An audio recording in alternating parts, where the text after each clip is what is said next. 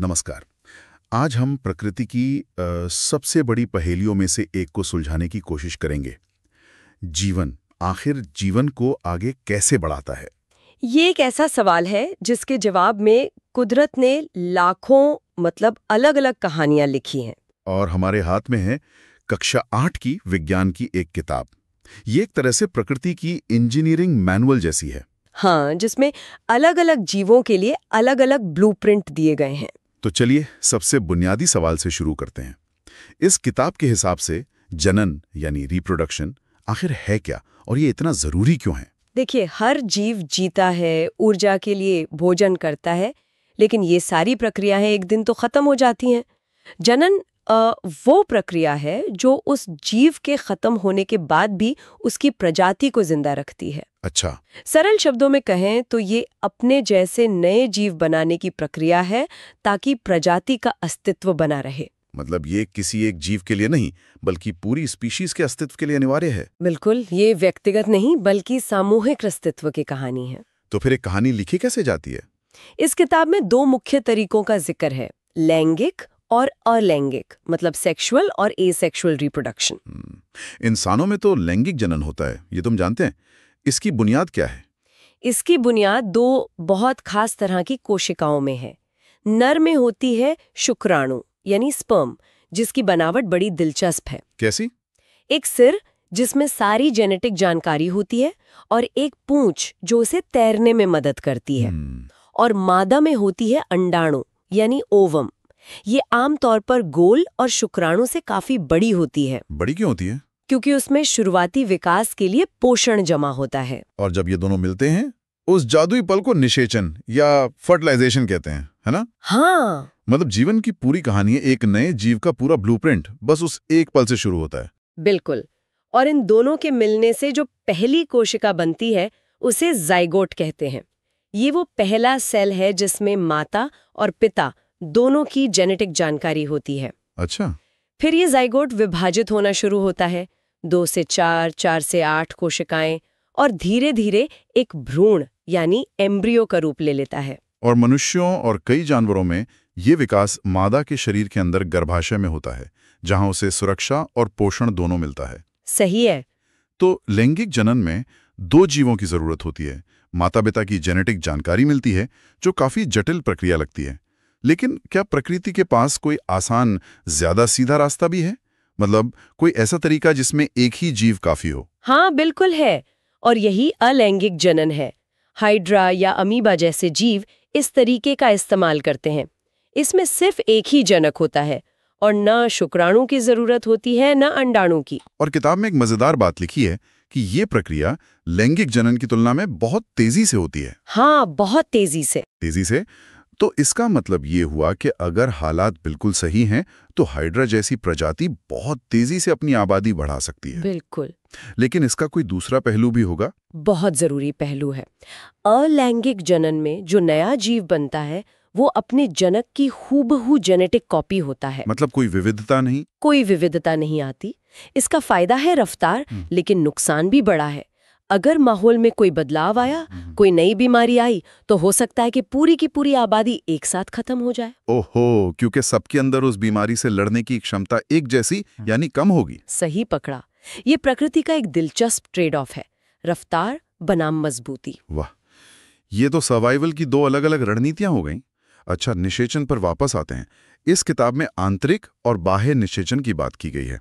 मतलब फर्टिलाइजेशन शरीर के अंदर हो रहा है या बाहर, इससे भी फर्क पड़ता है? बहुत ज्यादा। हम इंसानों में या पक्षियों में शुक्राणु और अंडाणु का मिलन मादा के शरीर के अंदर होता है। ये आंतरिक निषेचन है।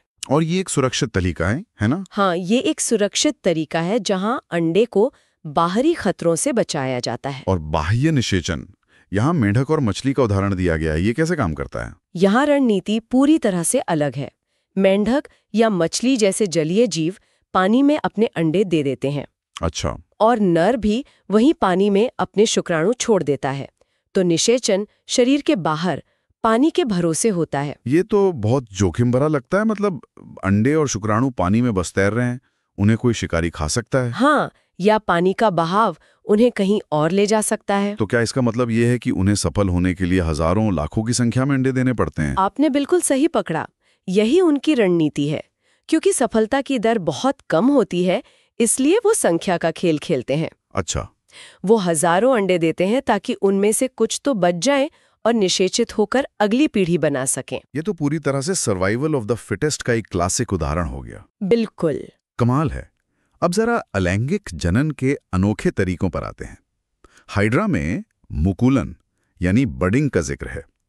ये सुनने में ऐसा लगता है जैसे किसी पौधे में कली निकल रही हो। और ये लगभग वैसा ही है। हाइड्रा के शरीर पर एक छोटा सा उभार, एक बड या मुकुल निकलता है। ये उभार धीरे धीरे बड़ा होता है। उसमें भी मुंह और स्पर्शक यानी टेंटिकल्स विकसित हो जाते हैं। और फिर? और जब वो पूरी तरह से एक छोटा हाइड्रा बन जाता है तो वो अपने जनक के शरीर से अलग हो जाता है और एक आजाद जिंदगी शुरू कर देता है। तो मतलब हाइड्रा अपने शरीर से ही अपना एक छोटा क्लोन बना रहा है। बिल्कुल। और तारा मछली के बारे में जो लिखा है वो तो और भी अविश्वसनीय है। पुनर्जनन या रीजेनरेशन। अरे हाँ, ये तो प्रकृति के सुपर पावर्स में से एक है। अगर तारा मछली की एक भुजा कट जाए तो वो न सिर्फ अपनी कटी हुई भुजा को दोबारा उगा सकती है। अरे वाह! एक मिनट, मतलब आप कह रही हैं कि अगर तारा मछली का एक हाथ कट जाए तो सिर्फ वो हाथ वापस नहीं उगता, बल्कि उस कटे हुए हाथ से एक पूरी की पूरी नई तारा मछली बन सकती है? हाँ बिल्कुल। ये तो किसी साइंस फिक्शन फिल्म जैसा लगता है। ये सच है। उस कटे हुए हिस्से में इतनी क्षमता होती है कि वो बाकी के पूरे शरीर को दोबारा बना लें। यह अलैंगिक जनन का एक बहुत ही शक्तिशाली रूप है। अद्भुत। इसी तरह स्पाइरोजाइरा जैसे शैवाल में विखंडन होता है, जहां जीव 2 या ज्यादा टुकड़ों में टूटता है और हर टुकड़ा एक नया जीव बन जाता है। प्रकृति के पास सच में हर समस्या के कई समाधान हैं। अच्छा, अब जन्म के तरीकों पर आते हैं। यहाँ 2 शब्द हैं, अंडज और जरायुज। ओवीपैरिस और विविपैरिस। हाँ। ये बस इस बात पर निर्भर करता है कि भ्रूण का विकास कहाँ हो रहा है। अंडज वो जीव हैं जो अंडे देते हैं, जैसे पक्षी, सांप, मेंढक। हाँ, भ्रूण अंडे के अंदर सुरक्षित रहता है और वहीं से पोषण लेता है।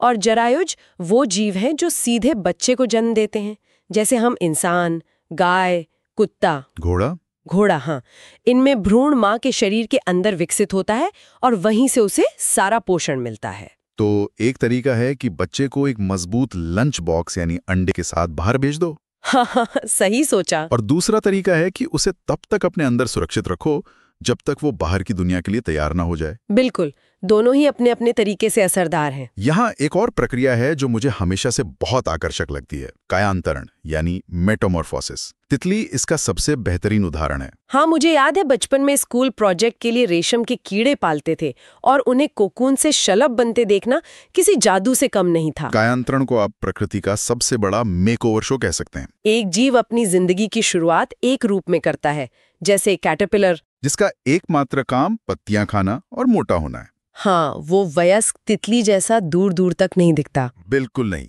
और फिर वो कैटरपिलर खुद को एक खोल में बंद कर लेता है, जिसे प्यूपा कहते हैं। और उस खोल के अंदर वो पूरी तरह बदल जाता है। मतलब कैसे? उसके शरीर की संरचना, उसके अंग, सब कुछ बदल जाता है। और जब वो खोल तोड़कर बाहर निकलता है तो वो बिल्कुल नया जीव होता है। पंखों वाली खूबसूरत तितली। सही। ये सिर्फ बड़ा होना नहीं है, ये तो पूरे तरह से कुछ और बन जाना है। बिल्कुल। लार्वा और वयस्क का तो लाइफस्टाइल भी बिल्कुल अलग होता है। एक का काम सिर्फ खाना है, दूसरे का काम उड़ना, फूलों का रस पीना और नस्ल को आगे बढ़ाना है। हाँ, ये प्रकृति के सबसे नाटकीय परिवर्तनों में से एक है। जबकि गाय या इंसानों में ऐसा नहीं होता। उनके बच्चे जन्म के समय वयस्क का ही एक छोटा रूप होते हैं। बिल्कुल सही। वाकई प्रकृति की कलाकारी हैरान करने वाली है। इस किताब में एक जीव केंचुए का जिक्र 2 बार आया है। और एक जगह उसे उभयलिंगी यानी हर्माफ्रोडाइट कहा गया है। इसका क्या मतलब है? इसका मतलब है कि एक ही केंचुए में नर और मादा दोनों के जनन अंग मौजूद होते हैं। एक ही जीव में दोनों? हाँ, ये प्रकृति का एक और उदाहरण है जो हमारे बनाए हुए नर और मादा के साफ सुथरे खाकों को तोड़ता है। तो मतलब केंचुए के लिए नर और मादा जैसी कोई अलग अलग कैटेगरी है ही नहीं, एक ही जीव दोनों हैं। एक तरह से हाँ, एक ही जीव में दोनों भूमिकाएं निभाने की क्षमता होती है।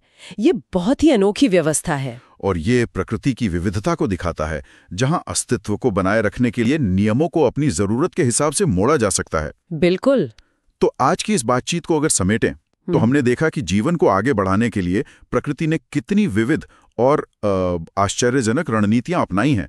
एक तरफ मेंढक है जो हजारों अंडे देकर संख्या पर दाव लगाता है, और दूसरी तरफ हाइड्रा है जो शांति से अपना क्लोन बना लेता है। और तितली तो है ही जो अपनी जिंदगी में ही एक बिल्कुल नया अवतार ले लेती है। ये सब यही दिखाता है कि जनन का जो मूल उद्देश्य है, वंश को आगे बढ़ाना, उसे हर जीव अपनी परिस्थितियों और विकास के सफर के अनुसार अलग अलग ढंग से पूरा करता है। सही बात है। चाहे लैंगिक हो या अलैंगिक, आंतरिक हो या बाह्य, हर तरीके का अपना एक विकासवादी महत्व है। कोई एक तरीका सबसे अच्छा नहीं है, हर तरीका अपने माहौल के लिए सही है। इस पूरी चर्चा के बाद एक सवाल सोचने के लिए रह जाता है। इस किताब में केंचुए जैसे उभयलिंगी जीवों का जिक्र है, जो हमें नर और मादा की स्थापित भूमिकाओं से परे सोचने पर मजबूर करता है।